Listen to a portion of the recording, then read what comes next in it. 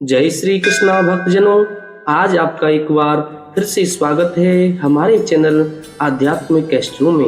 आज हम आपको श्रवण कराने जा रहे हैं आश्विन माह की शुक्ल पक्ष की एकादशी, जिसे पापांकुशा नाम से जाना जाता है।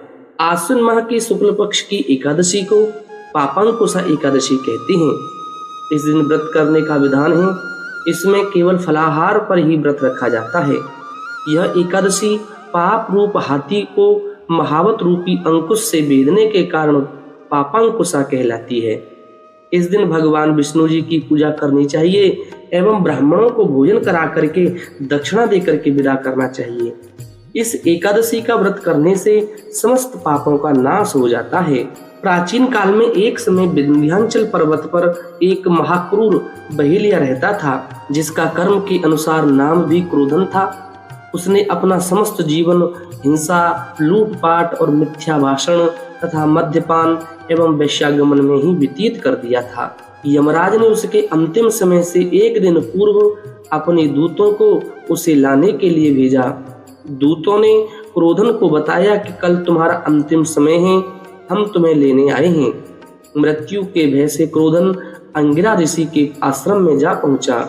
उसने ऋषि से अपनी रक्षा के निमित्त बहुत अनुनय विनय पूर्वक प्रार्थना करी। ऋषि को उस पर अत्यंत दया आ गई। उन्होंने उसे आश्विन शुक्ल पक्ष की एकादशी का व्रत तथा भगवान विष्णु के पूजन का विधान बताया। संयोग से उस दिन एकादशी ही थी। क्रोधन ने अंगिरा ऋषि द्वारा बताए गए अनुसार एकादशी का विधि पूर्वक व्रत और पूजन किया और उसी व्रत व पूजन के प्रभाव से वह भगवान की कृपा से भगवान के दिव्य लोक यानी विष्णु लोक को प्रस्थान कर गया। ऐसी ही इस पापांकुशा एकादशी की बड़ी महत्वता बताई गई है।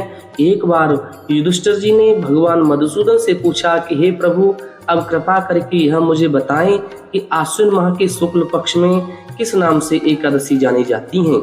तब भगवान श्री कृष्ण बोले, हे राजन, आश्विन के शुक्ल पक्ष में जो एकादशी होती है वह पापांकुशा के नाम से विख्यात है। वह सब पापों को हरने वाली है तथा बहुत ही उत्तम है। उस दिन संपूर्ण मनोरथ की प्राप्ति के लिए मनुष्यों को स्वर्ग और मोक्ष प्रदान करने वाली पद्मनाभक संज्ञक मुझ वासुदेव का पूजन अवश्य करना चाहिए।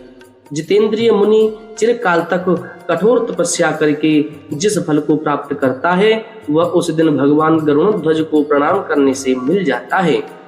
पृथ्वी पर जितने तीर्थ और पवित्र देवालय हैं उन सब के सेवन का फल भगवान विष्णु के नाम संकीर्तन मात्र से मनुष्य प्राप्त कर लेता है।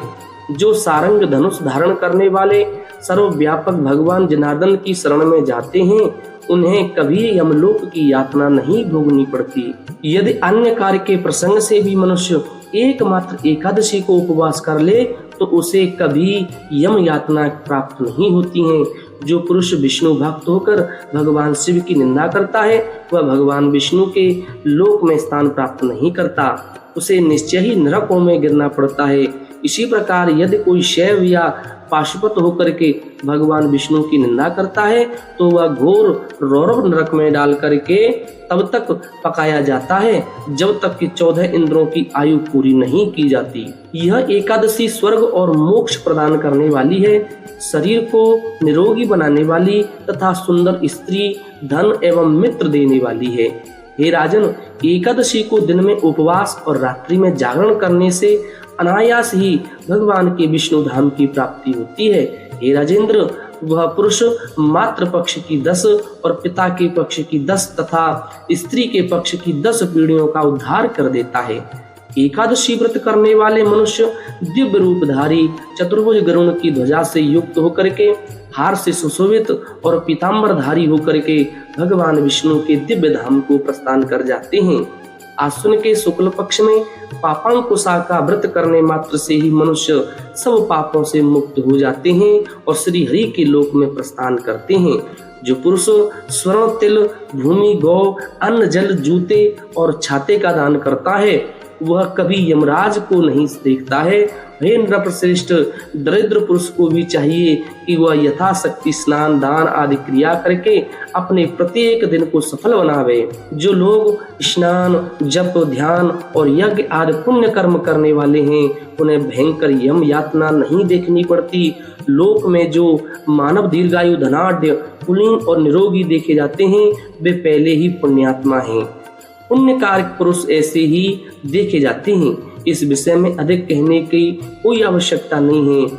मनुष्य पाप से दुर्गति में पड़ते हैं और धर्म से स्वर्ग में जाते हैं।